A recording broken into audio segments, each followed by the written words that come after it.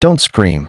The words came in perfect English, but the accent was unmistakably Korean. Jennifer's heart slammed against her ribs as cold metal pressed against the small of her back. She'd been reaching for her apartment keys. Now she was being pushed into a black SUV by three men in suits that probably cost more than her yearly rent. "You have two choices," the man in the center seat said, his face carved from stone and sharp enough to cut. Ice-cold eyes studied her like she was a chess piece he'd just captured. "In 3 hours, my enemies will come for me. They will torture anyone I care about to get information. Anyone I'm close to." He leaned forward. The streetlights caught a scar running down his jaw. "So you will pretend to be my fiancée tonight. You will smile. You will touch my hand. You will make them believe I would burn down. Sold to protect you." His voice dropped to something lethal. "Or I will let them have you anyway. And you'll die screaming my name. Begging for mercy I cannot give." Jennifer's throat went dry. "Why me?" His smile was a blade. "Because you're perfect. And because 30 minutes ago, they already took your photo leaving my building. They think you matter to me now." He tilted his head. "The performance starts in 2 hours. Convince them, and you live. Fail." He didn't finish. He didn't have to. The SUV was already moving. "You have 90 seconds to decide if you want to live." Jennifer looked up from her phone. The man standing in her doorway wore a $10,000 suit and had a gun visible under his jacket. Behind him, 2 more men blocked the hallway. "Who?" 75 seconds. His Korean accent made every word sound like a threat. "My name is Kang Ji-hoon. I run the Baekdu Syndicate. 3 rival families just declared war on me. They've been watching my building. They saw you leave my penthouse 20 minutes ago. I don't know you. I was just..." 60 seconds. "They don't care. They think you're mine. In 55 seconds, they'll breach this floor. In 60, they'll cut off your fingers one by one until I surrender." He stepped inside. "Or you come with me now. Pretend to be my fiancée. Sell it perfectly. And maybe we both survive the next 6 hours." The lights in the hallway flickered, then went dark. "Choose now, Jennifer." She froze. "How do you know my name?" His smile was death itself. 40 seconds. The SUV smelled like leather and danger. Jennifer pressed herself against the door, her mind racing through impossible scenarios. Call the police? Her phone was in her purse. Which one of the suited men had casually taken the moment they'd shoved her inside? Scream? They were doing 70 on a highway, and the windows were tinted so dark she could barely see out. Run? She glanced at the man beside her. Kang Ji-hoon. He'd finally introduced himself properly, though properly felt like the wrong word for anything happening right now. He sat with the stillness of a coiled snake, checking his phone with the kind of focus that made her wonder how many people had died because they distracted him at the wrong moment. "You're calculating," he said without looking up. His English was perfect, barely touched by an accent now. "I can hear you thinking. It's loud. You kidnapped me. I saved you." He pocketed his phone, finally meeting her eyes. Up close, he was younger than she'd thought. Maybe 32, 33. But his eyes were ancient. "There's a difference." "Is there?" Jennifer's voice shook, but she held his gaze. She'd grown up in Atlanta, in a neighborhood where showing fear got you eaten alive. She'd learned early, never let them see you break. "Because from where I'm sitting, you put a gun to my back and threw me in a car." Something flickered across his face. "Respect, maybe? Fair point. So let me out." "No." "Then we're back to kidnapping." Ji-hoon leaned back, studying her with an intensity that made her skin prickle. "Tell me about yourself, Jennifer. And before you lie, understand that I already know where you work, where you live, how much debt you're carrying from your mother's medical bills, and that you take the 7 a.m. bus every Tuesday to visit her at Mercy General." Ice flooded Jennifer's veins. I know everything." His voice was matter of fact, like he was discussing the weather. "I had you investigated the moment my security team flagged you leaving my building. It took them 20 minutes to compile a full profile." He tilted his head. "You're 28. engineering degree from Georgia Tech. But you're working 3 jobs. Because your mother's cancer. Treatment isn't covered by insurance. You send money to your younger brother in college. You haven't been on a date in 14 months. You're exhausted, drowning in debt, and too proud to ask for help. Jennifer's hands clenched into fists. You have no right. I have every right. Because those same men who want to kill you, they know all of this too now. They know exactly how to hurt you. Your mother's hospital room number. Your brother's dorm at Morehouse. Your best friend Keisha's coffee shop on Peachtree. He leaned forward. So tell me, Jennifer, are you going to keep pretending you have options? Or are you going to accept that for the next 72 hours, I'm the only thing standing between your family and a massacre? The SUV swerved suddenly. Jennifer grabbed the door handle as the driver barked something in Korean.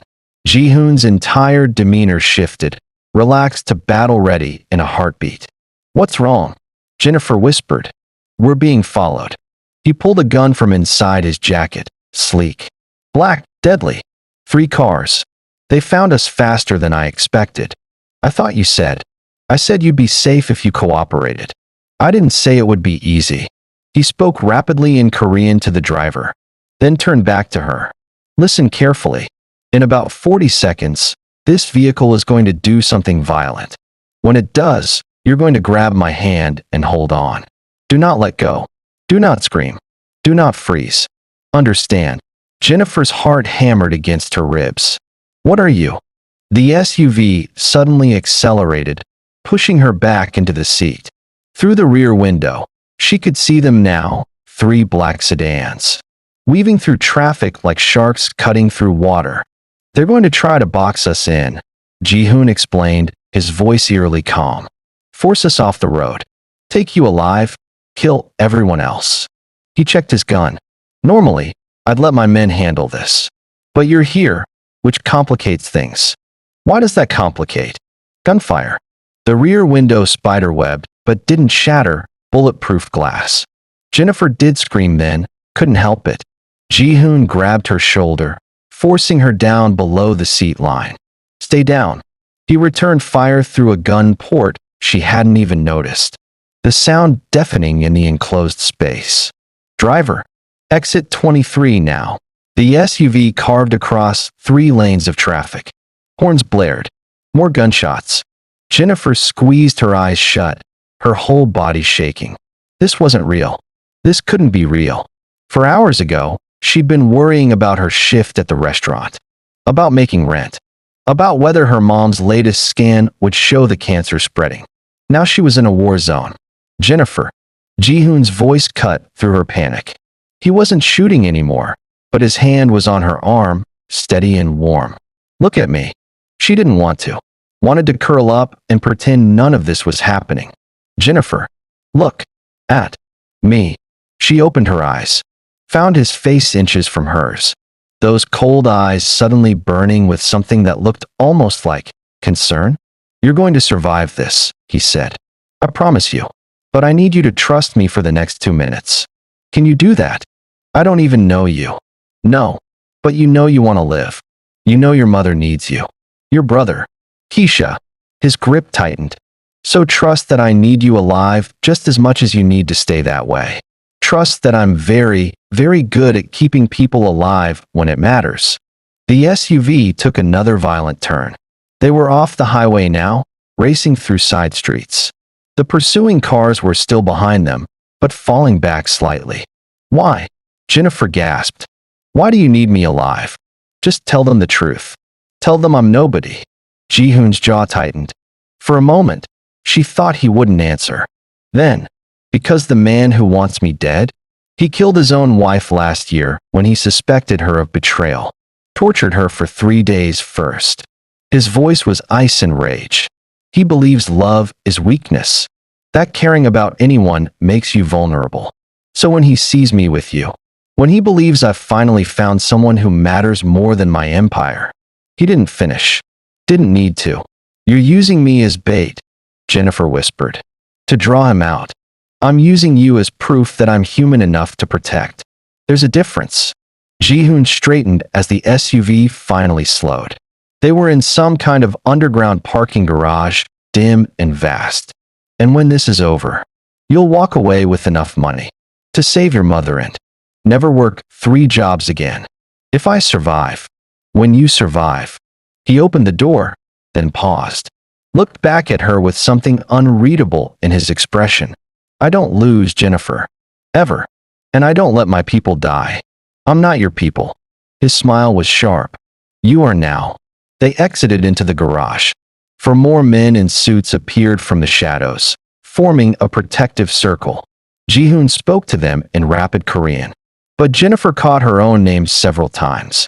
They kept glancing at her, some curious, some suspicious, one openly hostile. Where are we? She asked. My secondary headquarters. We'll be safe here while I. An explosion. The sound was massive, world-ending. The entire garage shook. Car alarms screamed. Dust rained from the ceiling. Jennifer stumbled, and Ji-hoon caught her, pulling her against him as debris fell around them. When the dust cleared, the entrance they'd just driven through was collapsed, completely sealed. They're here, one of Ji-hoon's men said in English, his voice tight with fear. Sir, they found us.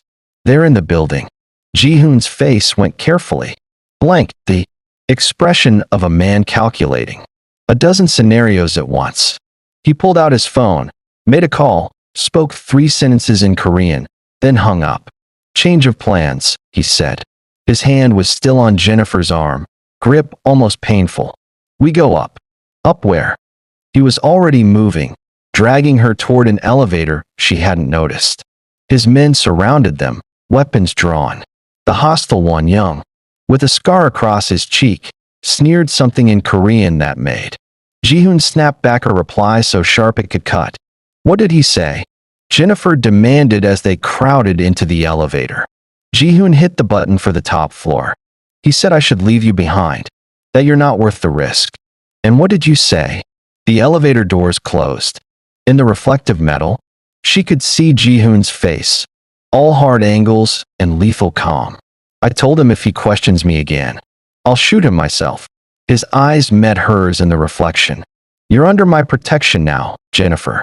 That means something in my world. It means everything. The elevator climbed and climbed. Jennifer's ears popped. Where are we going?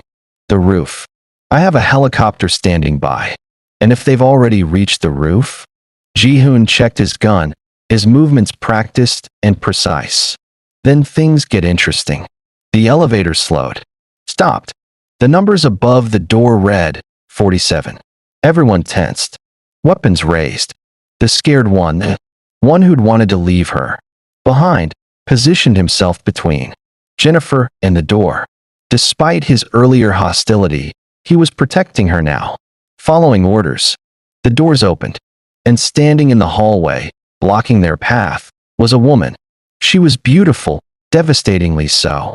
Korean, maybe 25, wearing a white dress that looked like it cost more than Jennifer's car. But it was her eyes that made Jennifer's breath catch. They were filled with tears, and she was pointing a gun directly at Ji-hoon's chest. Appa, the woman whispered, her voice breaking. Brother, I'm so sorry. They have my son. They said if I didn't. Her hand shook. The gun wavered. Minesio, Ji-hoon said softly. Put the gun down. I can't. They'll kill him. They'll kill my baby if I don't. Her eyes locked onto Jennifer. Recognition flooded her face, followed by something darker. Betrayal. Is it true? Is she really? Minesio, listen to me. Is she your fiancée? Minesio screamed, tears streaming down her face. Answer me. Because they showed me photos. They said you'd finally found someone. That you were going to leave the syndicate for her. That you loved her more than you ever loved. She didn't finish. Because another gunshot cracked through the air. Minesio's eyes went wide. The gun dropped from her hand. She looked down at the red blooming across her white dress. Then up at Ji-hoon with an expression of such profound sadness that Jennifer felt it in her bones. I'm sorry, Minesio whispered. Tell my son. Tell him his mother. She collapsed. Behind her, in the shadows of the hallway, stood a man. Middle-aged. Expensive suit. Smoking gun. And he was smiling. Kang Ji-hoon, the man said in accented English. Thank you for making this so easy. Now, his eyes slid to Jennifer. Let's talk about your fiancé. Drop a comment. Would you risk everything for a stranger or save yourself? Let us know what you think. Time fractured. Jennifer watched Min Seo crumple to the floor, the white dress now more red than white. And something inside her screamed that this was wrong, all of it. The woman had been crying, apologizing. She'd had a son, and now she was dying on a marble floor while her killer smiled. Don't look at her. Ji-hoon's voice was in her ear, his body suddenly between Jennifer and the hallway. Jennifer, do not look. But she couldn't stop looking, couldn't stop seeing the way Min Seo's fingers twitched, reaching for something that wasn't there. Couldn't unhear the wet, gasping sound of someone drowning in their own blood. Touching, isn't it? The man in the hallway stepped over Min Seo's body like she was debris. She actually believed I'd spare her child if she killed you. Humans are so delightfully predictable. He holstered his gun with practiced ease. I am Choi Tae-yong, and you, Kang Ji-hoon, have been remarkably difficult to corner. Ji-hoon's men fanned out, weapons raised. But Tae-yong didn't flinch. He simply raised one hand, and the hallway behind him flooded with armed men. 20, at least. Maybe more.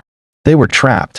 Before we get to the unpleasant business, Tae-yong continued, his eyes sliding to Jennifer with clinical interest. I want to meet the woman who finally tamed the dragon of Baekdu. He took a step closer. She's prettier than the photograph suggested. American, don't answer him, Ji-hoon said quietly. But Tae-yong laughed, a warm, avuncular sound that made Jennifer's skin crawl. Oh, but she will answer. Because unlike you, Ji-hoon, she hasn't been hardened by this life yet. She still believes in things like mercy and negotiation. He cocked his head. Tell me, Jennifer, it is Jennifer, yes? How long have you and Ji-hoon been together?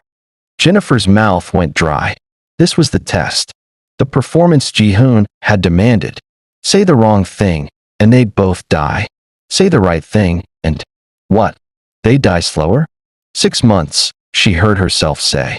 Her voice shook, but she held Tae-yong's gaze. We met at a charity gala. He spilled wine on my dress and offered to buy me a new one. Tae-yong's smile widened. How romantic. And when did he propose? 3 weeks ago. The lie came easier now, building on itself. He took me to Jeju Island. Sunrise on the beach. It was. She let her voice catch. Let her eyes fill with tears that weren't entirely fake. It was perfect. Interesting. Tae-yong pulled out his phone, swiped through something, then showed it to Ji-hoon. Because 3 weeks ago, my sources place you in Tokyo, negotiating a weapons deal with the Yamaguchi-gumi. Hardly the behavior of a man planning a romantic proposal. Ji-hoon's jaw tightened. I had Min-jun handle Tokyo. I was in Jeju. Lying already? Disappointing. Tae-yong pocketed his phone. But let's test this love story another way. He pulled his gun again, this time aiming it directly at Jennifer's face.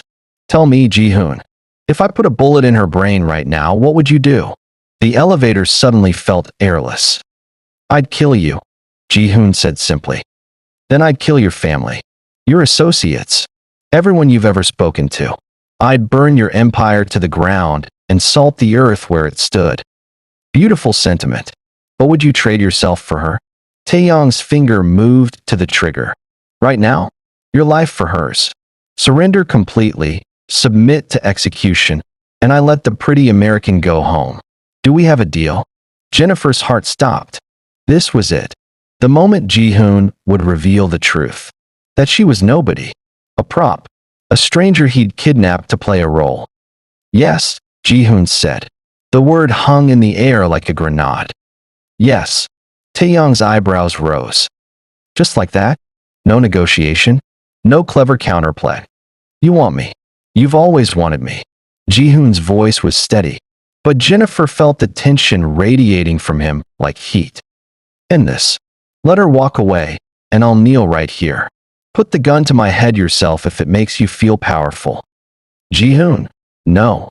Jennifer started, but he cut her off with a look. Stay quiet.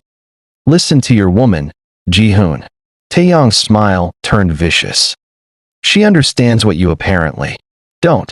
I'm not interested in clean executions. I want you to suffer first. And the best way to make you suffer. He shifted the gun from Jennifer to Ji-hoon's scarred subordinate. Is to make you watch everyone you care about die. He fired. The young man. The one who'd called Jennifer worthless. Who'd still positioned himself to protect her, dropped. Dead before he hit the ground. No. Ji-hoon lunged forward. But two of his own men grabbed him, holding him back. The professional ones. The ones who understood that charging would get them all killed. Taeyong was already aiming at the next target. Stop, Jennifer screamed. The word tore from her throat before she could think. Stop, please. I'll do anything. Taeyong paused. Anything. Jennifer, shut up, Ji-hoon snarled. Anything, she repeated, her whole body shaking. Just stop killing them. Please. How noble. Taeyong lowered the gun fractionally. But what could you possibly offer me? I'll tell you the truth. The words came in a rush, desperate and raw. You're right. We're not really engaged. I barely know him. He forced me into this. Threatened my family. I'm not. Jennifer, stop talking right now. I'm not his fiancée. She shouted. I'm nobody. So just let me go. Let all of us go. And Taeyong shot the ceiling. The gunshot was deafening. Concrete dust rained down. Everyone froze. Interesting, Taeyong said softly. Very interesting. He studied Jennifer with renewed focus. Like she was a puzzle piece that had just clicked into place. You know what I think? I think you're telling the truth. I think this was all an elaborate ruse. But here's what makes it fascinating. He crossed to Ji-hoon, grabbed his face with one hand, forced him to look at Jennifer. He was going to die for you. Anyway, Taeyong's voice was filled with delighted malice. Even knowing you're nobody, even knowing this was all fake, he was ready to trade his life for yours. He released Ji-hoon with a shove, which means one of two things. Either he's a fool, unlikely, given his reputation, or Taeyong's smile turned razor sharp, or in the span of a few hours, you've actually become important to him. Really important. He laughed, the sound echoing off the marble. Oh, this is perfect. This is better than I could have planned. A forced engagement that became real. A fake fiancé he'd actually die to protect. It's almost poetic. You're insane, Ji-hoon spat. Perhaps. But I'm also right. Taeyong gestured to his men. Take her. No. Ji-hoon exploded into motion, but he wasn't fast enough. Three of Taeyong's men grabbed Jennifer, dragging her toward the hallway. She fought, screaming, kicking, but they were too strong. New deal, Taeyong announced. I'm going to take your fake real fiancé with me. Maybe I'll hurt her. Maybe I'll kill her. Maybe I'll do something much worse. But you're going to spend every second wondering. Which one? He pulled out a phone, tossed it to Ji-hoon. You have 72 hours to bring me the Baekdu vault, codes and full access to your smuggling routes. Everything. Your entire empire. Handed over nicely wrapped. I'll hunt you to the ends of the earth. Yes, very threatening. But here's the thing. Taeyong gripped Jennifer's chin, forcing her to look at him. Up close. His eyes were empty, the eyes of something that had forgotten how to be human. Every hour you delay, I take something from her. A finger, a toe, maybe an eye, if I'm feeling creative. By the time you find us, there might not be much left to save. Jennifer tried to wrench away, but his grip was iron. Let her go. Ji-hoon's voice was barely controlled rage. Take me instead. Right now? End this. Where's the fun in that? Taeyong released Jennifer, shoving her toward his men. No, I think I'll enjoy this. Breaking you by breaking her. Watching the great Kong Ji-hoon crumble because he caught feelings for a girl he kidnapped. He paused at the elevator. Oh, and Ji-hoon, if you try to track us, if you call the police, if you do anything except wait for my instructions, He pulled out a tablet, showed it to them both. On the screen was a live video feed. A hospital room. A woman in the bed, gray-haired, frail, hooked up to machines. Jennifer's blood turned to ice. "Mom," she whispered. "I have people in her room right now," Taeyong said casually.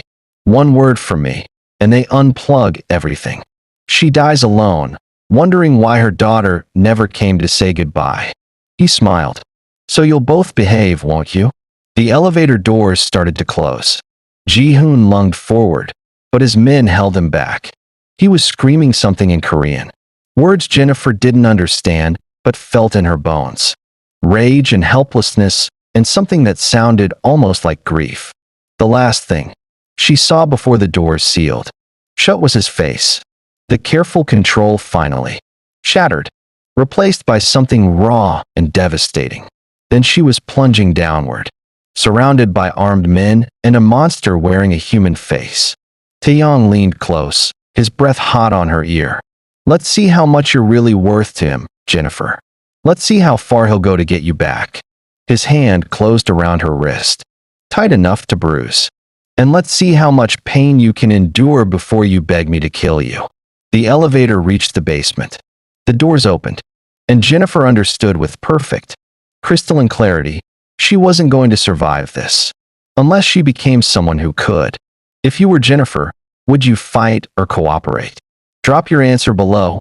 We want to hear from you. The basement smelled like oil and death. Jennifer stumbled as Taeyong's men shoved her toward a black van, her mind racing through options that all ended the same way, badly. The parking garage was massive, stretching in every direction, and every shadow could hide another gunman. Every sound echoed like a threat. "Get in." Taeyong opened the van's rear doors himself, almost gentlemanly. "Unless you'd prefer I make good on my promise about your mother right now?" Jennifer climbed in. What choice did she have? The interior was luxurious, leather seats, tinted windows. A minibar that felt obscene given the circumstances. Taeyong slid in beside her, too close, his cologne expensive and suffocating. Two armed guards took positions across from them. "Drive," Taeyong ordered in Korean, and the van lurched into motion. For a long moment, nobody spoke. Jennifer's hands trembled in her lap. She clasped them together, trying to hide it, but Taeyong noticed. He noticed everything. "You're afraid," he observed. "Good. Fear is honest." He poured himself a drink, something amber and probably older than Jennifer. "You know what I admire about Americans? Your optimism. Even now, I can see you calculating, wondering if you can reason with me. Appeal to my humanity." He took a sip. "Let me save you the effort." "I don't have any." "Then why are you talking to me?" Jennifer's voice came out stronger than she felt. "If you're just going to kill me anyway, why the speeches?" Taeyong's laugh was genuine. "Oh, I like you. Ji-hoon has excellent taste. Even accidentally." He leaned back, studying her like she was art. "I'm talking because I'm curious. What kind of woman inspires Kang Ji-hoon to surrender? To offer his life?" He swirled his drink. "You're pretty, certainly. But Seoul is full of beautiful women. So what makes you special?" "I'm not special." "He told you it was fake." "Was it?" Taeyong's eyes glittered. "Because I've known Ji-hoon for 15 years. Watched him build his empire. Seen him execute men without blinking. And I've never, not once, seen him hesitate." He leaned forward. "But today, when I pointed a gun at you," he hesitated. "Just for a second. But in our world, a second is everything." Jennifer's throat tightened. She remembered that moment, the way Ji-hoon's body had shifted, the flash of something across his face before the mask slammed back down. "He was protecting an asset," she said. "That's all. Keep telling yourself that." Taeyong's phone buzzed. He checked it, smiled, then showed her the screen. It was a message in Korean, but the attached photo was clear: Ji-hoon, surrounded by his men, weapons everywhere, looking like violence personified. "He's already mobilizing," Taeyong said with satisfaction, "calling in every favor, every alliance. Within an hour, half of Seoul's underworld will be looking for you." He pocketed the phone. All for an asset he met this morning. The van took a sharp turn. Jennifer grabbed the door handle, her mind spinning. Think. She needed to think. Ji-hoon had said something earlier about knowing everything about her. Her mother. Her brother. Keisha. My brother, she said suddenly. You said you'd leave my family alone if. I said no such thing. Taeyong's smile was knife-sharp. I said I'd kill your mother if Ji-hoon misbehaved. Your brother. He pulled out his phone again. Made a call, spoke rapid Korean. Then, to Jennifer. What's his name again? Marcus. Ice flooded her veins. Leave him alone. He's just a kid. He's 20 years old. Studying computer science at Morehouse. Lives in Fletcher Hall, room 314. Has a girlfriend named Destiny who he's planning to propose to next month. Taeyong's eyes never left hers. He takes the campus shuttle every Tuesday and Thursday. Very predictable schedule. No. The word broke from Jennifer's chest. Please, he has nothing to do with this. He has everything to do with this. He's leverage. Taeyong spoke into his phone again. This time in English for her benefit. Yes. The brother. I want eyes on him within the hour. Don't engage unless I give the order. He hung up. There. Now we have insurance on your insurance. Jennifer lunged at him. It was stupid, suicidal, even. But rage and terror had burned through her common sense. Her hands went for his throat. Her nails aiming for his eyes. Every ounce of her fear converting to violence. She didn't even see the guard move. Pain exploded across her face. The world tilted. She was on the van floor, tasting blood, her cheek throbbing, where the guard had struck her with his gun. Disappointing, Taeyong said from above. I expected better self-control. He nodded to the guard. Teach her the cost of stupidity. The guard grabbed her hair, yanked her head back. His fist drew back. Wait. Taeyong held up a hand. Actually, let's save that for later. I want Ji-hoon to see her break in person. More poetic that way. He crouched down, meeting Jennifer's eyes at her level. But understand something, Jennifer. Every time you fight, every time you resist, I'll hurt someone you love. Your brother. Your mother. That little coffee shop owner. Keisha, was it? She has a daughter, doesn't she? 6 years old.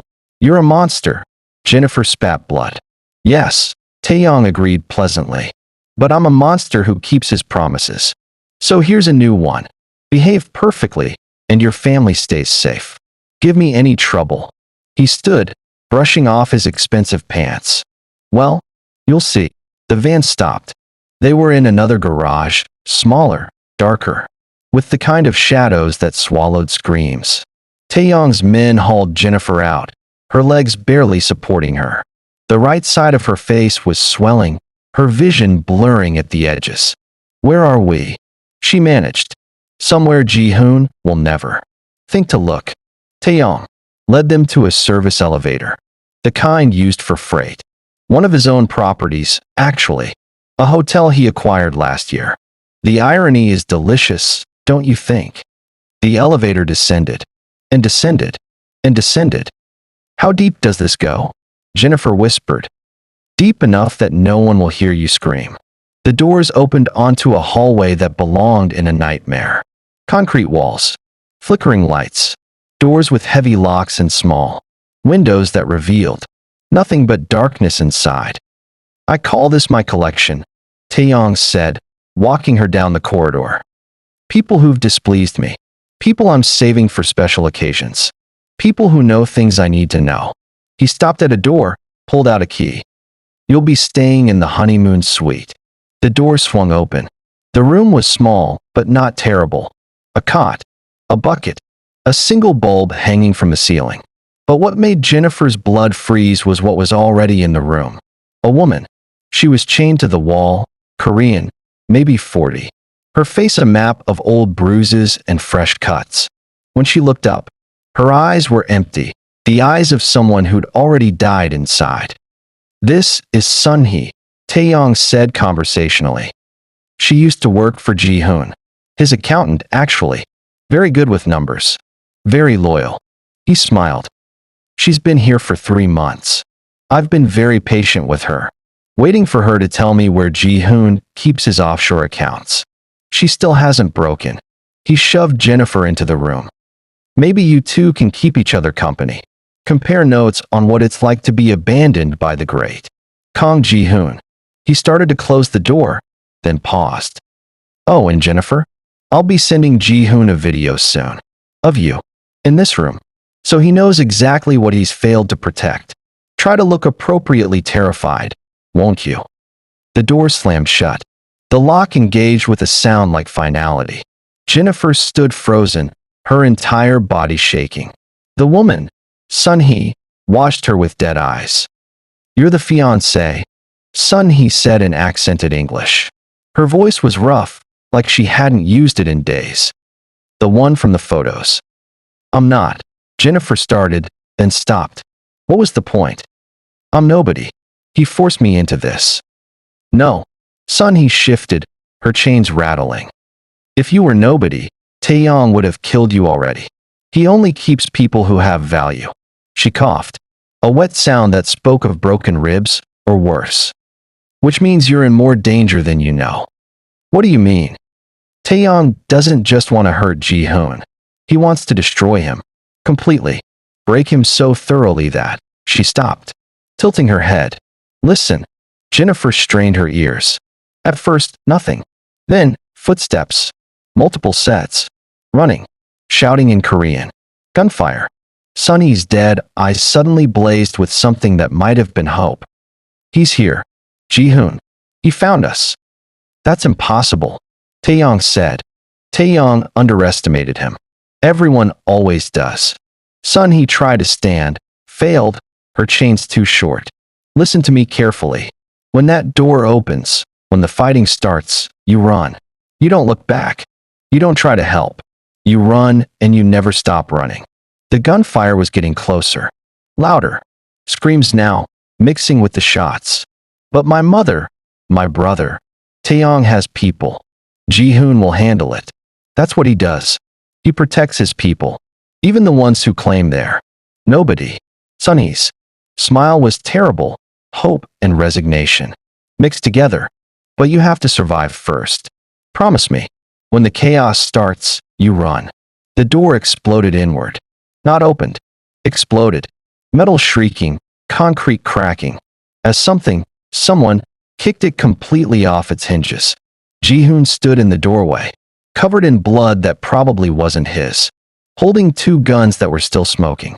His eyes found Jennifer, and something in his expression made her heart stop. Relief. Raw, devastating relief. Jennifer, he breathed. Then Taeyong appeared behind him, moving like a ghost. A knife already arcing toward Ji-hoon's exposed back. Behind you. Jennifer screamed. Ji-hoon spun, but he was a fraction too slow. The knife scored across his shoulder, drawing blood. He fired, but Taeyong was already moving.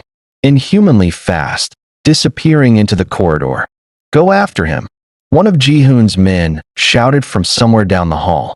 But Ji-hoon was already moving toward Jennifer, his hands reaching for her chains. His face a mask of controlled fury and something else. Something that looked almost like fear. Did he hurt you? Ji-hoon demanded, his fingers working the locks.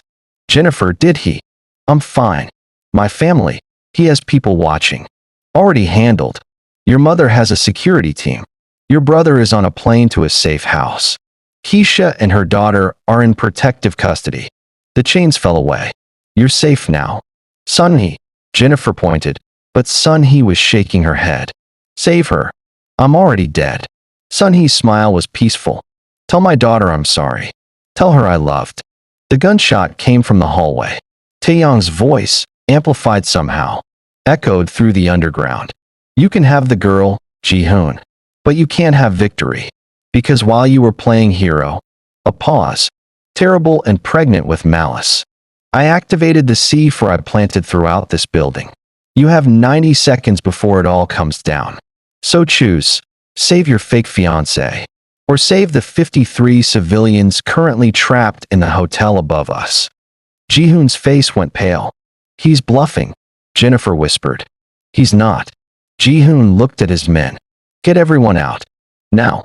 Emergency protocols. Sir, there's not enough time. Now, his men scattered. Ji-hoon turned back to Jennifer, his hands gripping her shoulders. In the distance, she could hear it. Screaming. Panic. The hotel guests realizing something was wrong. Listen to me, Ji-hoon said. His voice was steady, but his eyes were desperate. I need you to go with Min-jun. He'll get you out. There's an emergency exit. What about you? I'm going up. I can disarm some of the charges if I. Then I'm coming with you.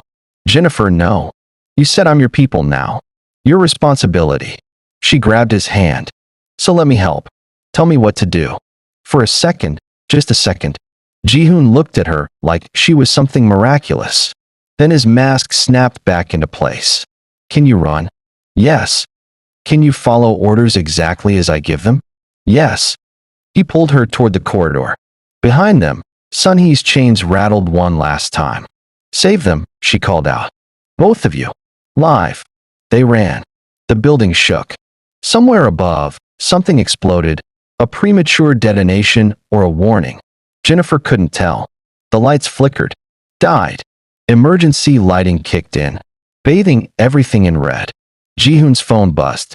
He checked it while running, his face going impossibly harder. What? Jennifer gasped. Taeyong just sent me another message.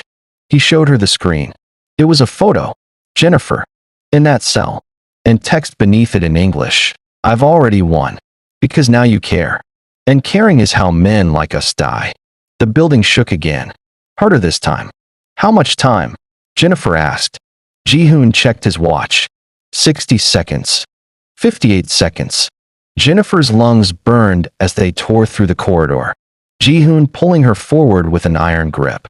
His men were scattered throughout the building. Voices crackling through his earpiece in frantic Korean. The emergency lighting cast everything in hellish red, turning the luxurious hotel into something from a nightmare. Stairs. Ji-hoon yanked open a door, revealing a concrete stairwell that spiraled upward into darkness. We need to reach the 5th floor. That's where the primary charges are. And the people? Jennifer gasped. Ballroom. 6th floor. Wedding reception. He was already climbing, taking 3 steps at a time. 200 guests. Maybe more. 200. The number hit Jennifer like a physical blow. 200 people who'd come to celebrate love, now trapped because of a war they didn't even know existed. 45 seconds. They burst through the 5th floor door into chaos. Hotel staff running, guests screaming. Smoke already filling the hallway from somewhere Jennifer couldn't see. Ji-hoon's eyes scanned the corridor with predatory focus, then locked onto something. There. He pointed to a service panel, already sprinting toward it. Jennifer, I need you to hold this open while I. The explosion came early. Not the big one. A smaller charge, maybe a test or a malfunction. But it tore through the west wing with a roar that shook the entire building. The floor buckled. Jennifer stumbled, and Ji-hoon caught her, pulling her against him as debris rained down. Change of plans, he snarled into his earpiece. West wing is compromised. Evacuate everyone to the east stairwell. Now, he ripped open the service panel. Inside was a nightmare of wires. Red, blue, yellow, green, all connected to a device that was counting down on a small LED screen. 038, 037, 036. Can you disarm it? Jennifer's voice shook. I don't know. Ji-hoon's hands moved with surgical precision, tracing wires, following circuits. This isn't Taeyong's usual setup. He's changed the configuration. What does that mean? It means he knew I'd try to disarm it. So he made it a trap. Ji-hoon's jaw clenched. If I cut the wrong wire, it detonates immediately. 031. Then don't cut any wires. Can't we just evacuate? There are 3 more devices like this throughout the building. Even if we run, even if we get everyone out, the explosion will bring down the entire structure. The debris field will kill hundreds in the surrounding blocks. His hands stilled. I have to try. Jennifer watched the numbers tick down and made a decision. Tell me what to do. Ji-hoon looked at her. Really looked at her. You should go. Get to safety. This isn't. Tell me what to do, she repeated, her voice steel. Something flickered in his eyes, surprise. Respect, something deeper he couldn't name. The blue wire. Follow it. Tell me where it connects. Jennifer crouched beside him, her hands shaking as she traced the wire through the maze of explosives. It goes to there. That circuit board. Third connection from the left. And the red wire? Same board. Fifth connection. Damn it. Ji-hoon pulled out his phone, fingers flying over the screen. He's cross-wired them. They're designed to fail safe. Cut one, and the other detonates. It's impossible to. His phone buzzed. A video call. Unknown number. Ji-hoon answered, and Taeyong's face filled the screen. He was somewhere dark, safe, smiling like a man watching his favorite show. 23 seconds, Taeyong said cheerfully. Having trouble? Where are you? Ji-hoon's voice was murder. Somewhere you'll never find me. But I wanted to watch. Wanted to see which choice you'd make. Taeyong's eyes shifted to Jennifer. Will you save the girl? Or will you save the innocents? Because, Ji-hoon, I've done the math. You have exactly enough time to disarm one device. The one in front of you, or the one in the ballroom. 019. Choose the ballroom, Jennifer said immediately. Save them. The ballroom device is more complex, Taeyong interrupted.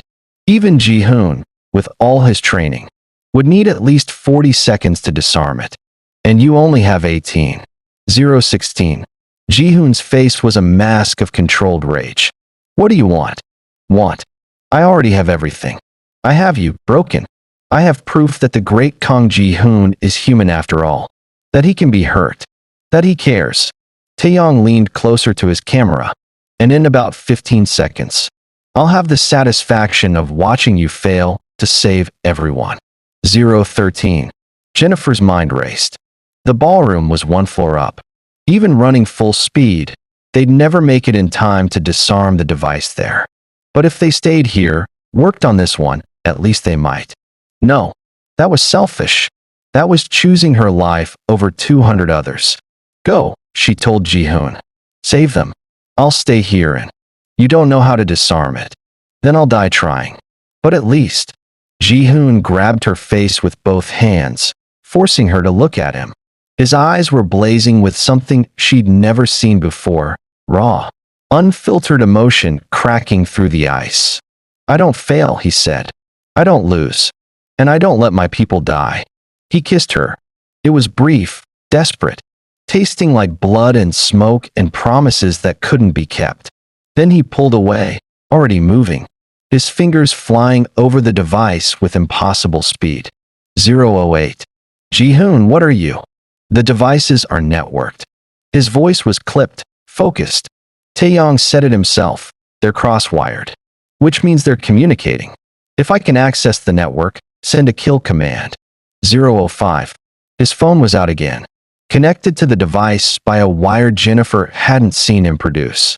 Code scrolled across the screen too fast for her to follow. It's not working, Taeyong's voice crowed from the dropped phone. The encryption is military grade. You'd need 003. Min-jun, Ji-hoon shouted into his earpiece. The backdoor code. The one from the Yakuza deal. Send it now. 002. Jennifer grabbed his hand. If these were their last seconds, she didn't want to die alone. 001. Ji-hoon's phone beeped. A message. He jabbed at the screen, entering a sequence of numbers and symbols that made no sense to Jennifer. Midnight. The LED display froze, then flickered, then showed, disarmed. For a moment, nobody breathed. No, Taeyong whispered from the phone. That's impossible. The encryption was broken 6 months ago, Ji-hoon said, his voice deadly calm. By the Yamaguchi-gumi, who sold the backdoor code to me for $3 million. He picked up the phone, showing Taeyong his face. You used old technology, old connections. You got lazy. Taeyong's smile had frozen on his face. The other devices. All networked. All disarmed. Your trap failed. Ji-hoon's voice dropped to something cold enough to Freeze blood. And now I'm going to find you. You can't. I already have. Ji-hoon's smile was terrifying. You're at the Incheon's safe house. The one you think I don't know about. The one you bought using your nephew's name. He leaned closer to the camera. My men are already surrounding it. You have nowhere to run. The video feed showed Taeyong's face draining of color. In the background, Jennifer could hear it, shouting, gunfire. Taeyong's eyes widened, and he dropped the phone. The call ended. Ji-hoon sagged against the wall, his hands still gripping Jennifer's. It's over. Is it? Jennifer's voice shook. He could escape. He could. He won't. Ji-hoon's eyes were distant. I've been planning this for months. Every move he made, I was 3 steps ahead. The only variable, he looked at her, was you. Me. I should have left you out of it. Should have found another way. His grip tightened. But then I wouldn't have. He couldn't finish. Didn't need to. Jennifer understood. Somewhere in the chaos, in the terror, something had shifted.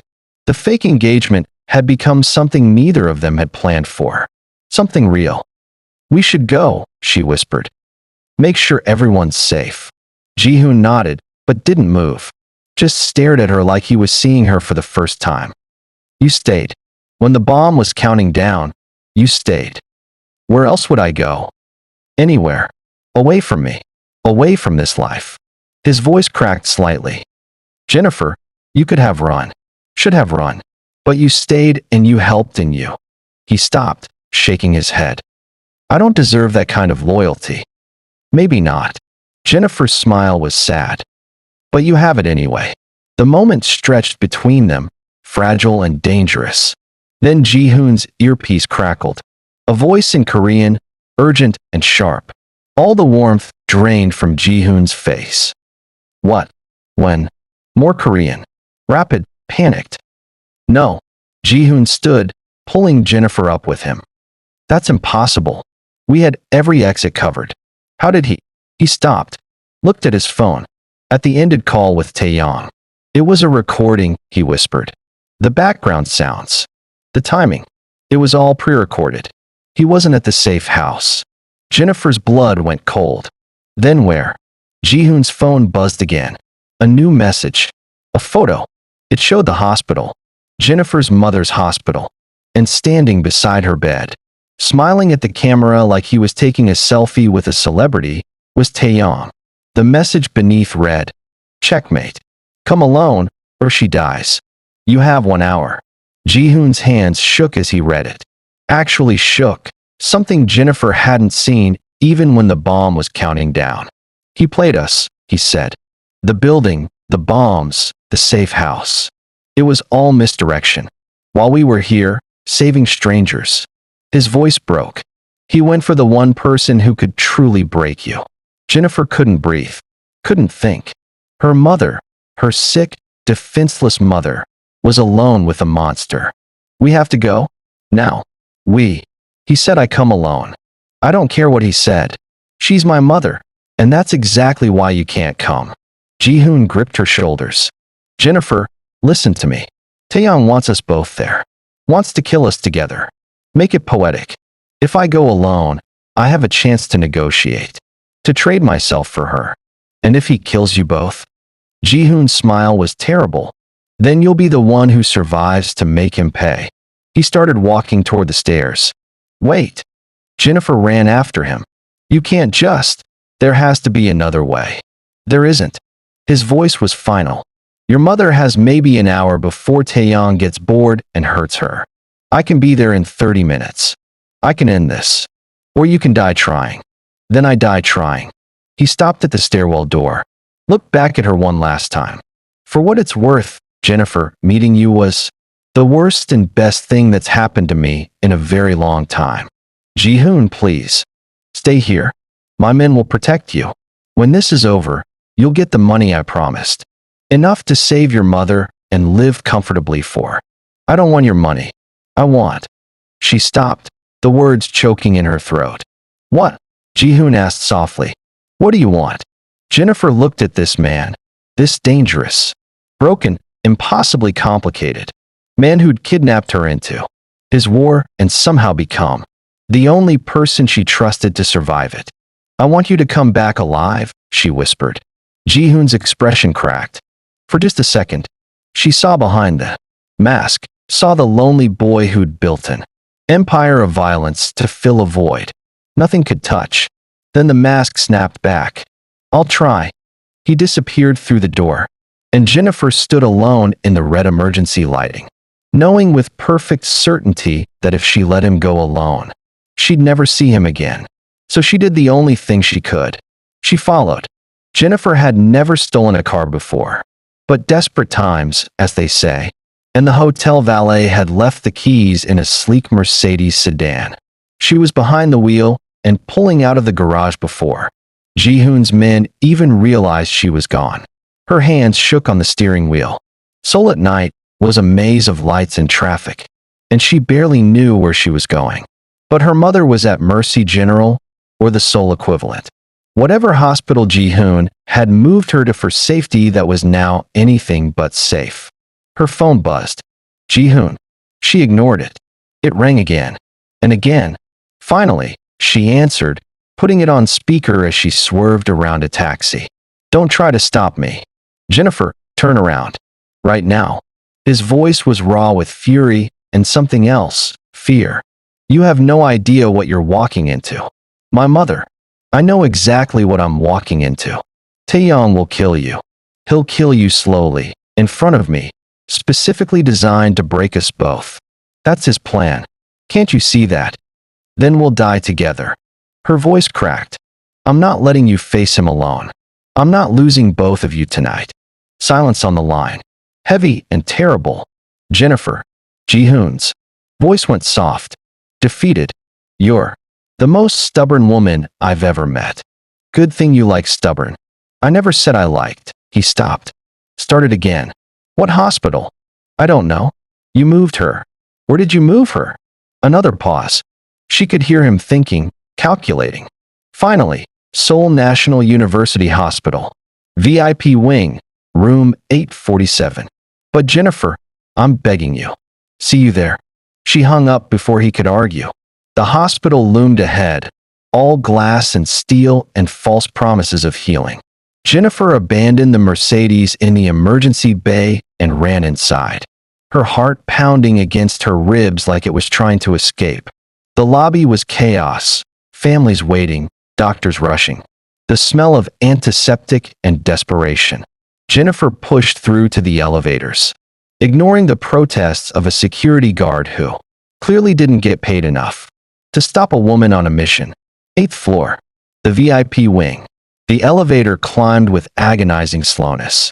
Jennifer watched the numbers tick upward and tried not to think about what she'd find. Her mother, terrified. Taeyong, smiling that terrible smile. Blood on pristine hospital floors. The doors opened. The hallway was empty. Too empty. No nurses. No doctors. No sound except the hum of fluorescent lights and Jennifer's own ragged breathing. Room 847 was at the end of the corridor. The door was open. Jennifer approached slowly, every instinct screaming at her to run. But her mother was inside.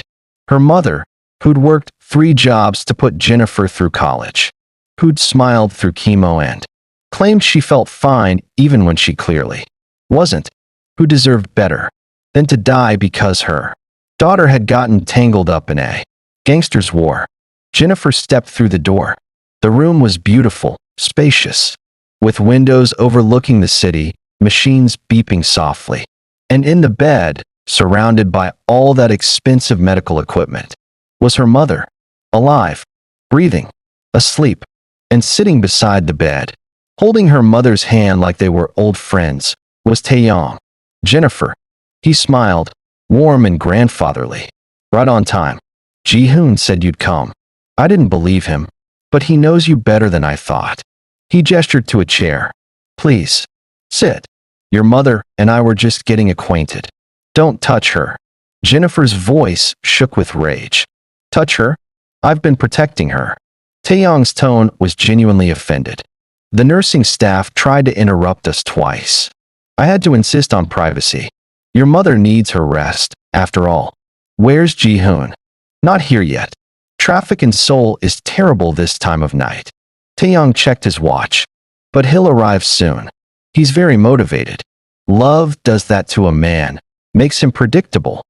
We're not in love. This whole thing was fake. You know that. Do I? Taeyong tilted his head. Then why are you here? Why risk your life for his? If this was just a business arrangement, you'd be on a plane back to Atlanta by now. He leaned forward. But instead, you stole a car and drove into a trap. Because somewhere in the past 12 hours, you stopped seeing him as the monster who kidnapped you and started seeing him as a man worth dying for. Jennifer's hands clenched. You're wrong. Am I? Then prove it. Leave. Right now. Take your mother and go. I'll even help you. I'll arrange transport, protection, money. You can disappear. Start over somewhere Kang Ji-hoon will never find you. It was a test. Jennifer could feel it, could see the trap hidden in what sounded like mercy. And Ji-hoon, she asked, dies. Slowly, painfully, while wondering why the woman he tried to save abandoned him. Taeyong's smile widened. It's a fair trade. Your freedom for his suffering. Most people would take it. I'm not most people. No, you're not. Taeyong stood, pulling a gun from his jacket. Which is why this is going to hurt so much. The door burst open. Ji-hoon exploded into the room, his own weapon drawn, flanked by 4 men. But he froze when he saw the scene. Taeyong standing beside Jennifer's mother. Gun aimed at the sleeping woman's head. Lower your weapons, Taeyong said calmly, or I pull the trigger. And Jennifer gets to watch her mother's brain matter decorate these lovely walls. Ji-hoon's men looked to him. His face was carved from stone. But Jennifer could see the calculation behind his eyes. The impossible math of violence and loss. Do it, Ji-hoon said quietly. His men lowered their guns. Let them go. Both of them. Take me instead. Such nobility. But I have a better idea. Taeyong's gun shifted from Jennifer's mother to Jennifer herself. Strip your weapons. All of you. Kick them to me. Then we're going to have a conversation about empires and legacies and the price of caring about things you can't afford to lose. Ji-hoon's jaw clenched. But he complied, removing his gun. A knife from his belt, another knife from his boot. His men did the same. The weapons clattered across the floor, coming to rest at Taeyong's feet. Good. Now, Jennifer's mother's eyes opened. Everyone froze. She looked confused, groggy from medication. Her gaze sliding over the armed men and the guns, and finally landing on Jennifer. Baby? What's happening? Mom, Jennifer's voice broke. Mom, I need you to close your eyes. Can you do that for me? Jennifer, you're crying. Why are you? Her mother tried to sit up, saw Taeyong beside her bed, the gun in his hand. Her face drained of color. Oh God. Close your eyes, Mom. Please. Such a touching reunion, Taeyong said. Mrs. Williams, your daughter has been very brave tonight. Very stupid, but very brave. He pressed the gun against Jennifer's temple. Would you like to tell her goodbye? Don't. Ji-hoon took a step forward. Taeyong, I'm begging you. Let them go. You've already won. You've proven I can be hurt. You've broken me. Just. Broken you? Not yet. Taeyong's finger moved to the trigger. But I'm about to. The gunshot was deafening in the small room. But Jennifer didn't feel pain. Didn't feel anything except Ji-hoon's body slamming into her, taking her to the ground, his weight covering her protectively. The second shot came before they hit the floor. Then the third. But they weren't Taeyong's shots. Jennifer looked up, her ears ringing, and saw Taeyong stumbling backward, blood blooming across his chest. His gun clattered to the floor. He looked down at himself in shock, then up at Jennifer's mother. She was sitting up in bed, holding a small pistol and shaking hands. The weapon Ji-hoon must have hidden in her room, under her pillow. A last line of defense he'd never mentioned. You've threatened my daughter, Jennifer's mother said, her voice steady despite the tears streaming down her face. Nobody threatens my daughter. Taeyong laughed. Actually laughed, blood bubbling on his lips. A mother's love. How unexpected. He swayed, reached for the bed to steady himself, missed. Ji-hoon, you magnificent bastard. You armed her. You knew I'd never suspect. He collapsed. For a moment, nobody moved. The room was frozen in the aftermath of violence. The air thick with gunpowder and shock. Then Ji-hoon was up, kicking Taeyong's gun away, checking his pulse. He's alive. Barely. Minjun, call it in. Ambulance. Police. The whole circus. Make sure they know he fired first. His men sprang into action. Phones out. Voices urgent. Ji-hoon turned to Jennifer's mother, his voice gentle. Mrs. Williams, I need you to give me the gun. Slowly. It's over. You're safe now. Jennifer's mother looked at the weapon in her hands like she didn't recognize it. I've never shot anyone. I didn't know if I could. You saved your daughter's life. Ji-hoon carefully took the gun from her trembling fingers. You're a hero. I'm a mother.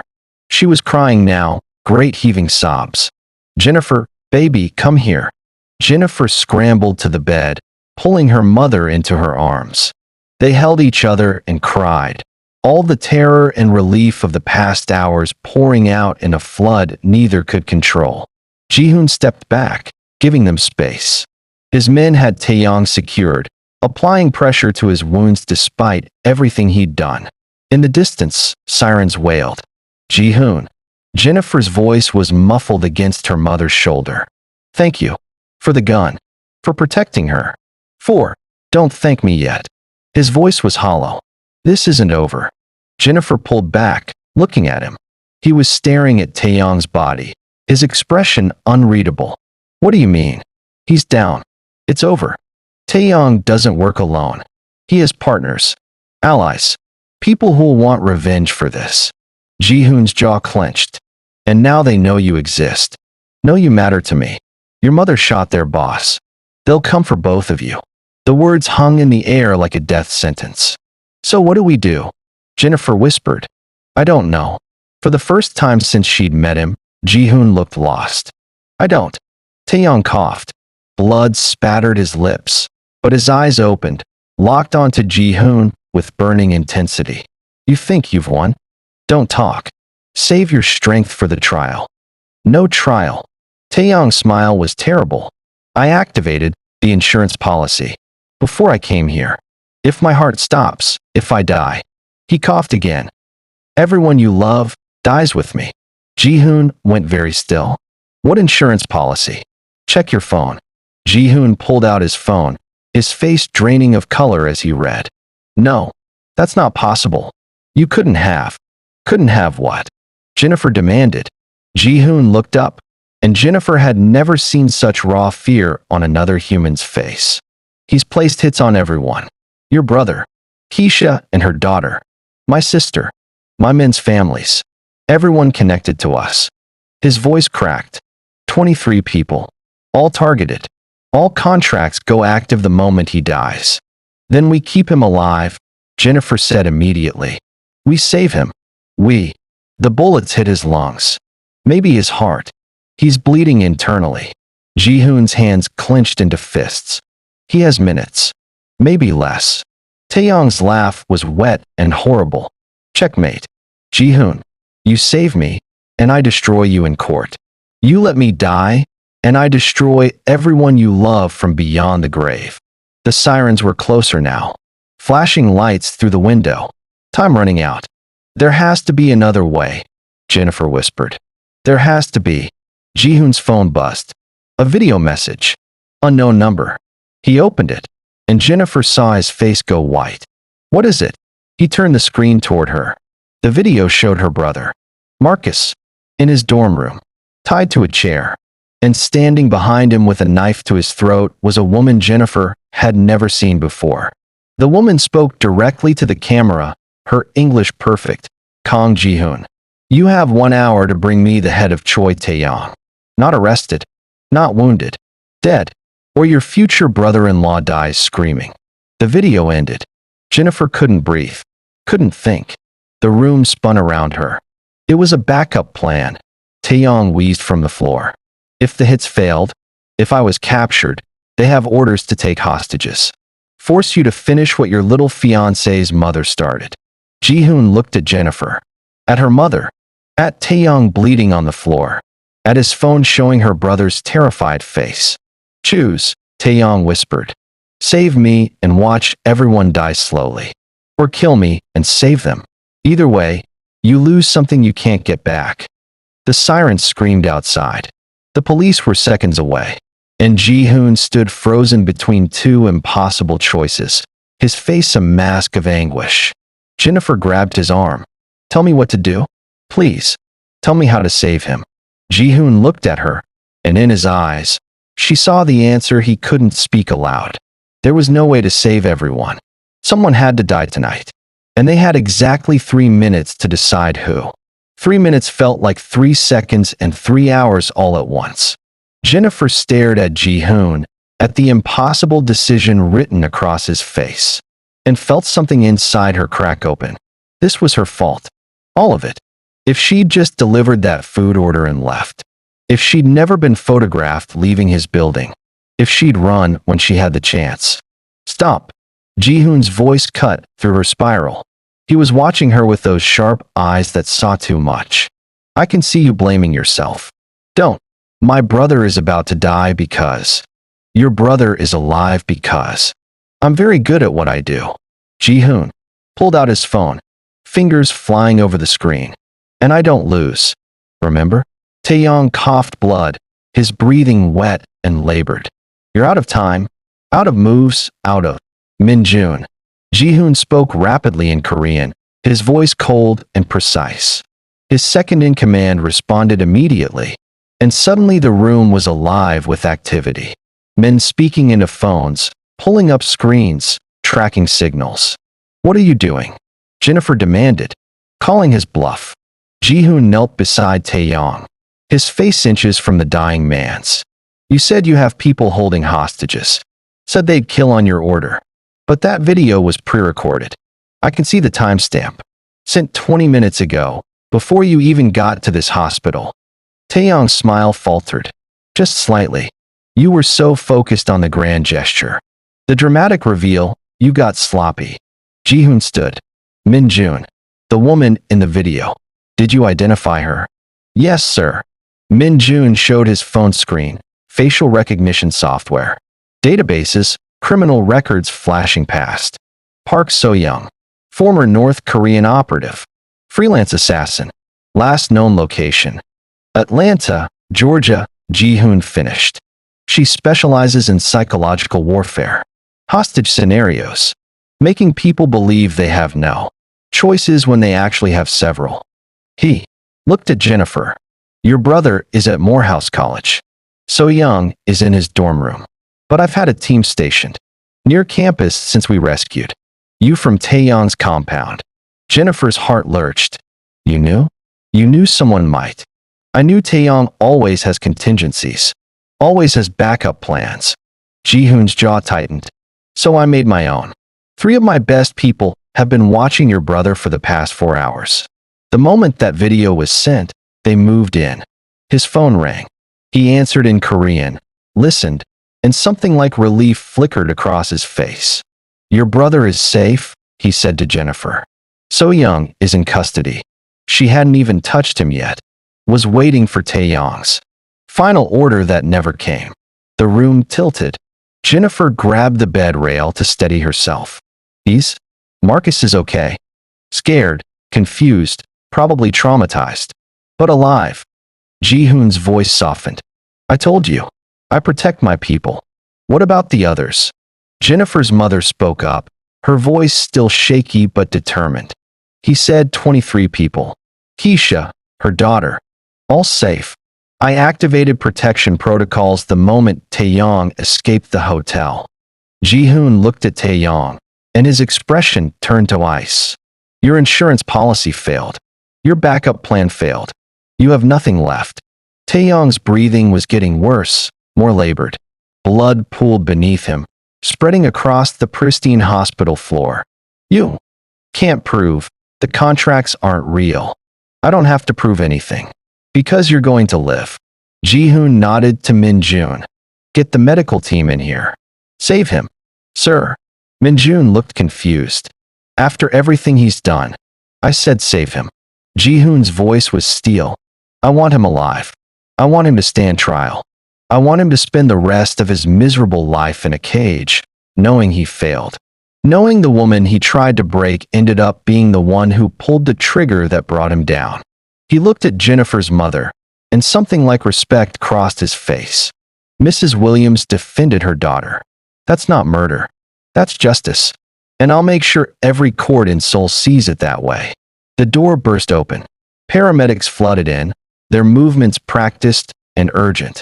They descended on Taeyong, checking vitals, starting IVs, shouting medical terminology Jennifer couldn't follow. The police came next. Uniformed officers, detectives, people with badges and authority who looked at the scene with grim efficiency. Ji-hoon spoke to them in rapid Korean, showing his phone, his credentials, building a narrative that would protect Jennifer's mother and damn Taeyong. One of the detectives approached Jennifer. Miss Williams? We need to take your statement. She's in shock, Ji-hoon said smoothly, stepping between them. She just watched a man try to execute her mother. Give her time. Sir, this is a crime scene. And she's a victim. She's cooperating fully. But she needs a moment. Is that acceptable? The detective looked at Ji-hoon, at his expensive suit and the aura of controlled power he radiated, and nodded reluctantly. 10 minutes. Then we need her statement. As the chaos swirled around them, paramedics working on Taeyong, police documenting evidence, Ji-hoon's men providing witness statements. Jennifer felt herself starting to shake. The adrenaline was draining away, leaving behind exhaustion and horror and relief so profound it hurt. Her mother reached out, squeezing her hand. Baby, it's over. We're safe. Are we? Jennifer looked at Ji-hoon, who was watching the paramedics load Taeyong onto a stretcher.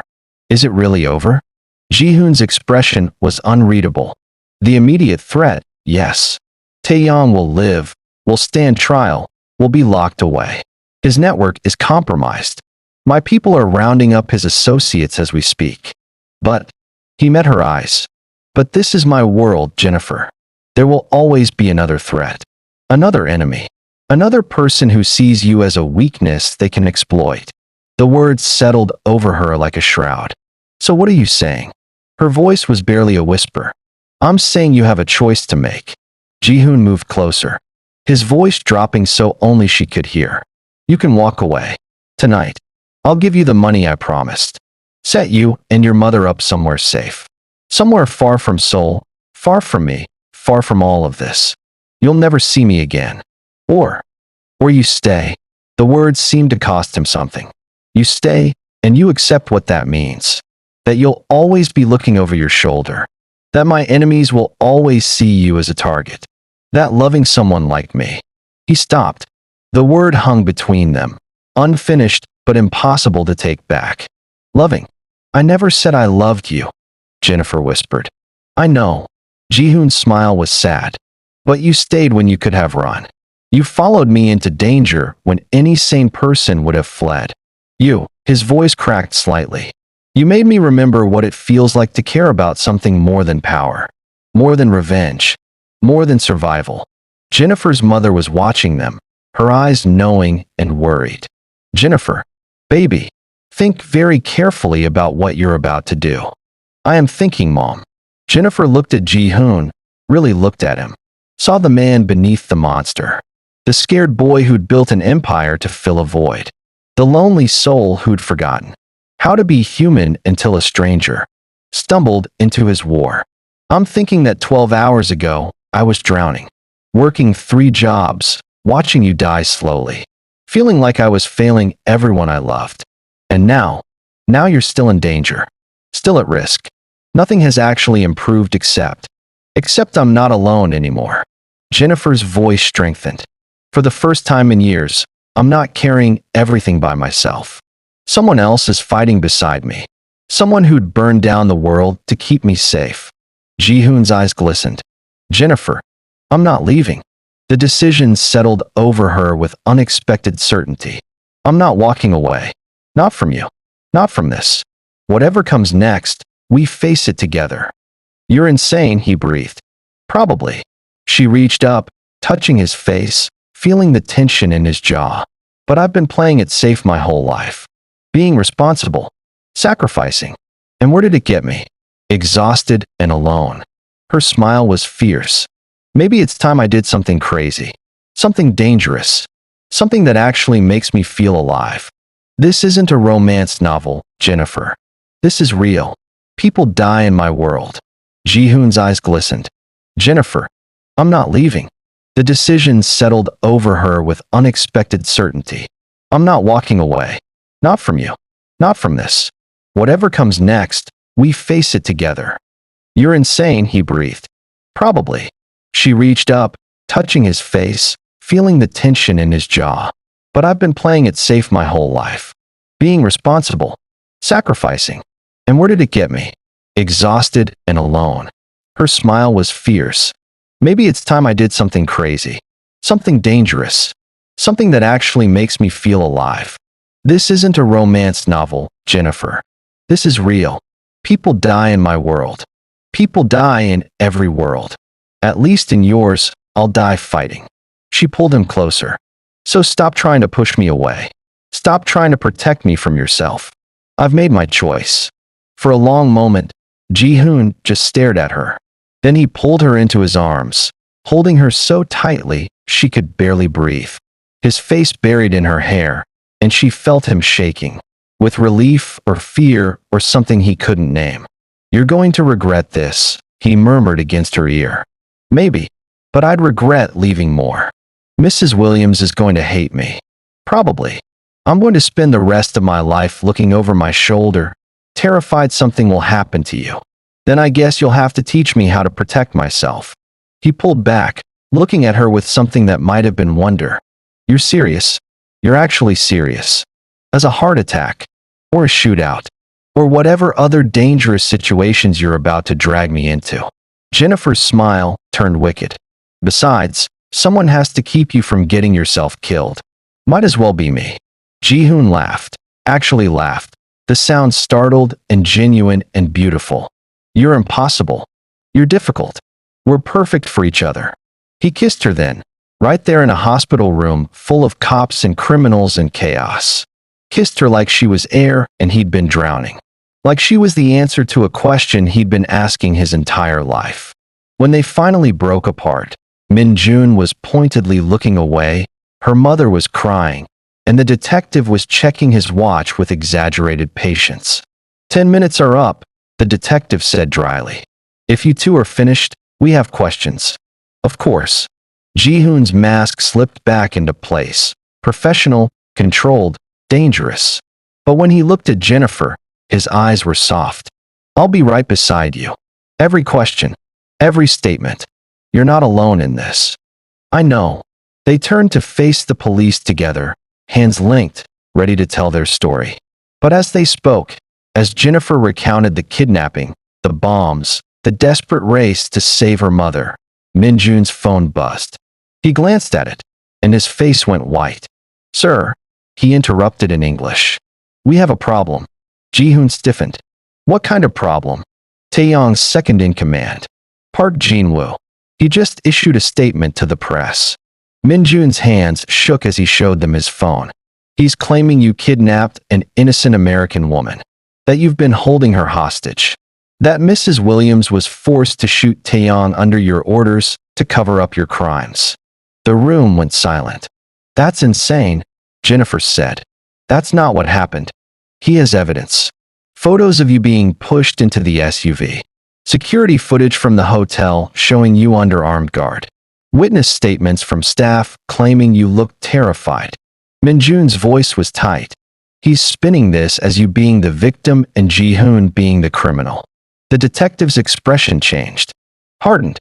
He looked at Ji-hoon with new suspicion. Is this true? Did you kidnap this woman? It's complicated, Ji-hoon started. Yes or no?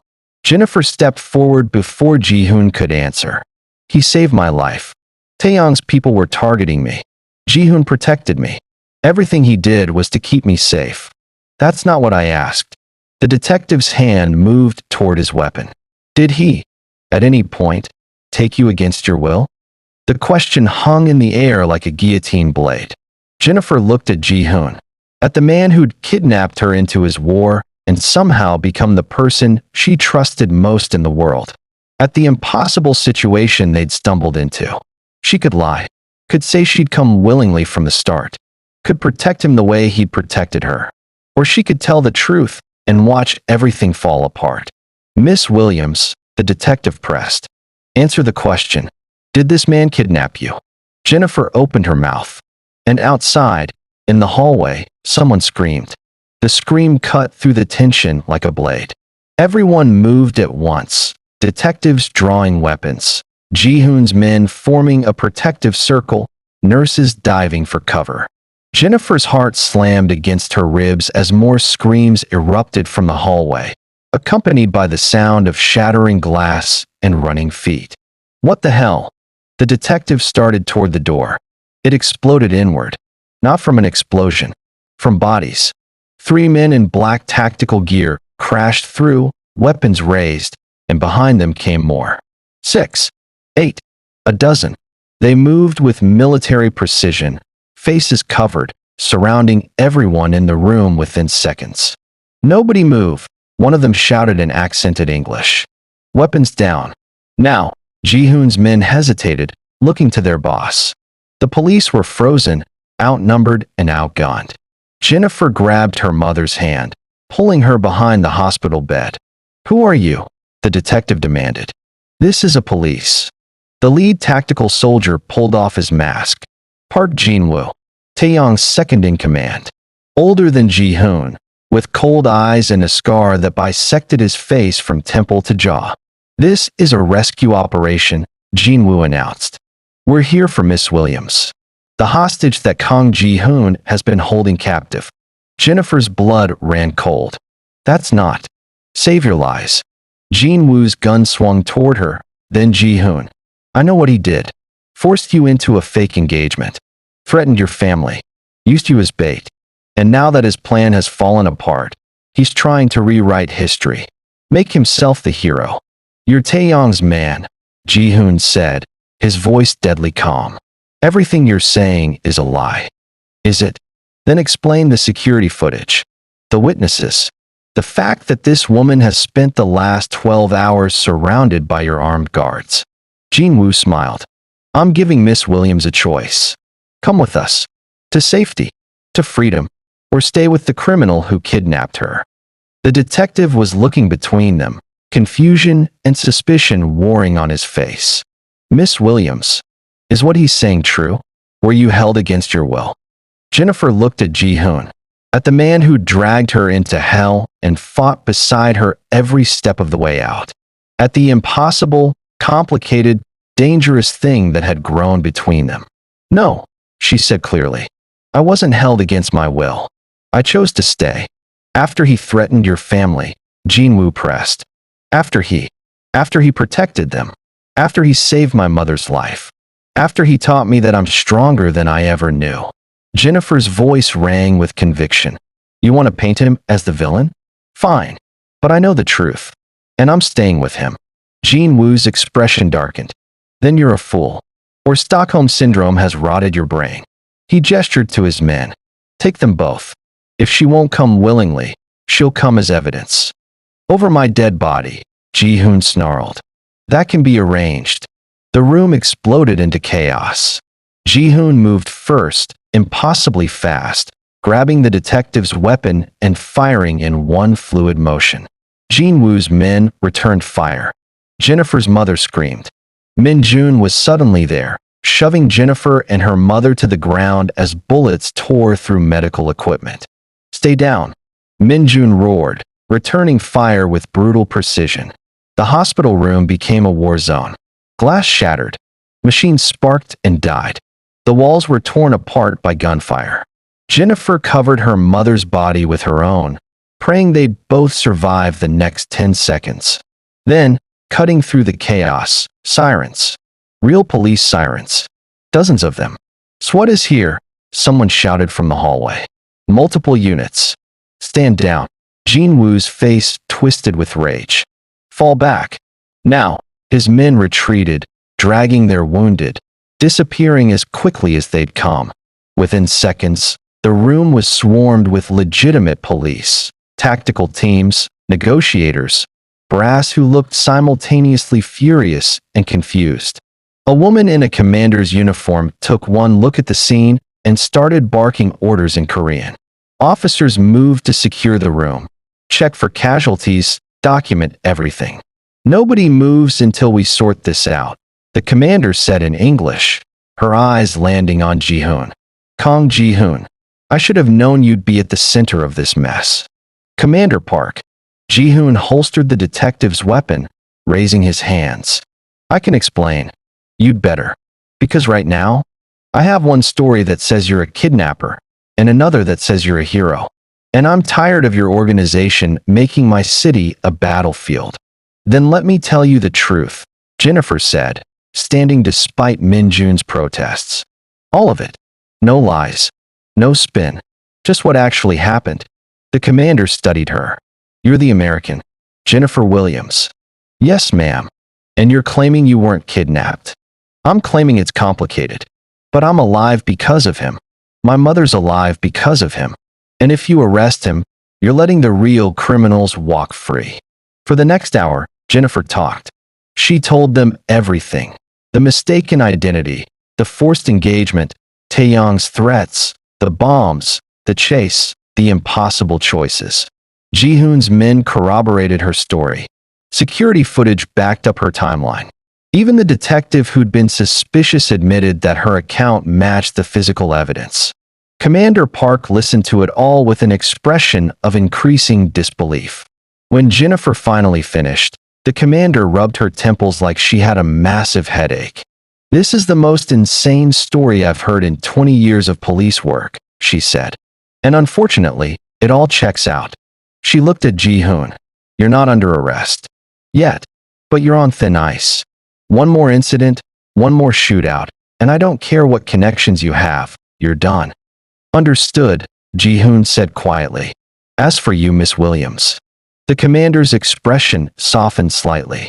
You're free to go. We'll need additional statements later, but for now, you and your mother should get somewhere safe. Somewhere far from. She gestured at Ji-hoon. All of this. Jennifer looked at her mother, who was being checked by paramedics. Looked at Ji-hoon, who was watching her with carefully controlled hope. Looked at the chaos they'd survived together. I am somewhere safe, Jennifer said. I'm exactly where I need to be. 2 weeks later, Jennifer stood in the penthouse she'd first been dragged to, looking out over Seoul as the sun set in brilliant shades of gold and crimson. The city sprawled below, millions of lights beginning to flicker on, each one a life, a story, a person who had no idea about the war that had been fought in their midst. Behind her, she heard footsteps.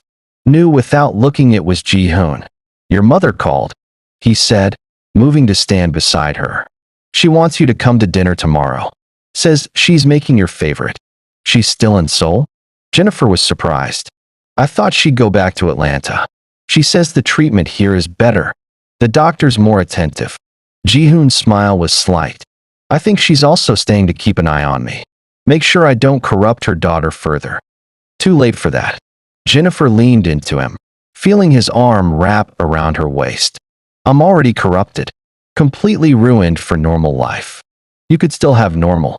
Still walk away. His voice was soft. Taeyong is awaiting trial. Jin Woo fled to China. The immediate threats are gone. You don't have to stay in this world. I know.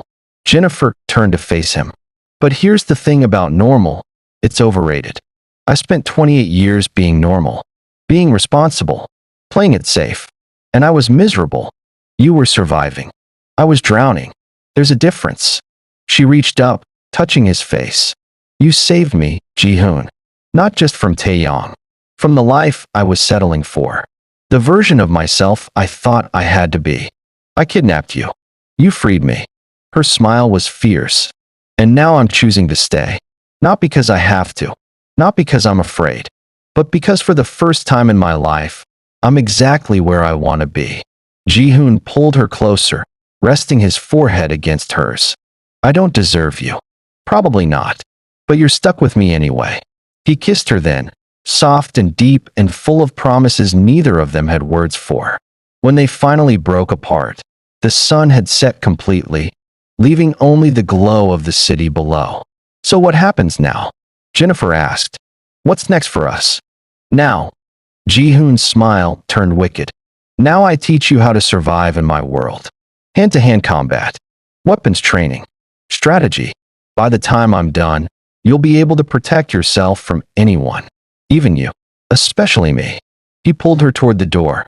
Come on. Your first lesson starts tonight. I have a sparring ring downstairs and a very important question to ask you. What question? He stopped, turning to face her fully. From his pocket, he pulled out a small box. When he opened it, Jennifer's breath caught. A ring. Simple, elegant, but with a diamond that caught the light like captured fire. I know we started this as a lie, Ji-hoon said, his voice steady despite the vulnerability in his eyes. A fake engagement to fool my enemies. But somewhere along the way, it stopped being fake. At least for me. He took her hand. Jennifer Williams. Will you marry me? For real this time. No threats. No manipulation. Just us. And whatever crazy future we build together. Jennifer's eyes filled with tears. You're serious. I've never been more serious about anything in my life. Yes. The word burst from her. Joy and disbelief and absolute certainty all tangled together. Yes, yes, 1,000 times yes. Ji-hoon slipped the ring on her finger, and for a moment, they just stood there. Two broken people who'd found each other in the worst possible circumstances and somehow built something beautiful from the wreckage. Your mother is going to kill me, Ji-hoon said. Probably. She's got good aim. Jennifer laughed through her tears. But she'll come around. Eventually. Maybe by the wedding. And your brother? Marcus thinks you're the coolest person alive. You saved him from an assassin. He wants to be just like you. God help us all. They walked together toward the elevator, hands linked, future uncertain but faced together. As the doors closed, Jennifer caught one last glimpse of Seoul through the penthouse windows. A city of millions, full of danger and beauty and endless possibilities. She'd come here as a nobody, a woman drowning in debt and desperation, delivering food to make ends meet.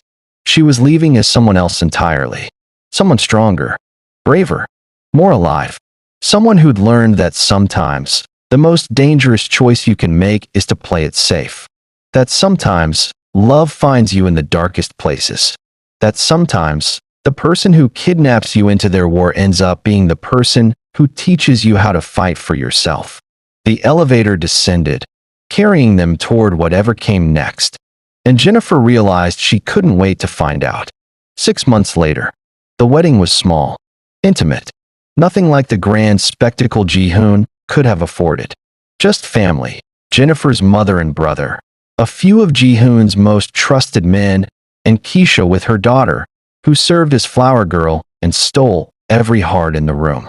They married at sunset, on the roof of the very hotel where they'd disarmed the bombs, where they'd saved 200 lives and each other in the process.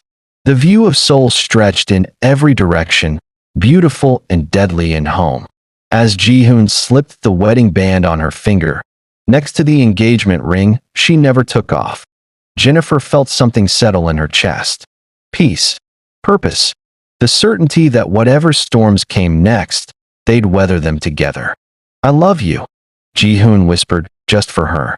I love you too, Jennifer whispered back. My criminal, my hero, my home. They kissed as husband and wife, and somewhere in the city below, life went on. People lived and loved and fought and survived. The world kept turning. And two people who should never have met, who'd been thrown together by violence and fate and a mistaken photograph, build a life that was messy and dangerous and absolutely perfect. Because sometimes, the best love stories start with a kidnapping and end with a choice to stay. Thank you for watching this story to the end. If you enjoyed this journey, click the subscribe button. The next story is even more intriguing than you can imagine. Click on the image on your screen right now to watch what happens next. And before you go, drop a comment. Where in the world are you watching from? We love hearing from you.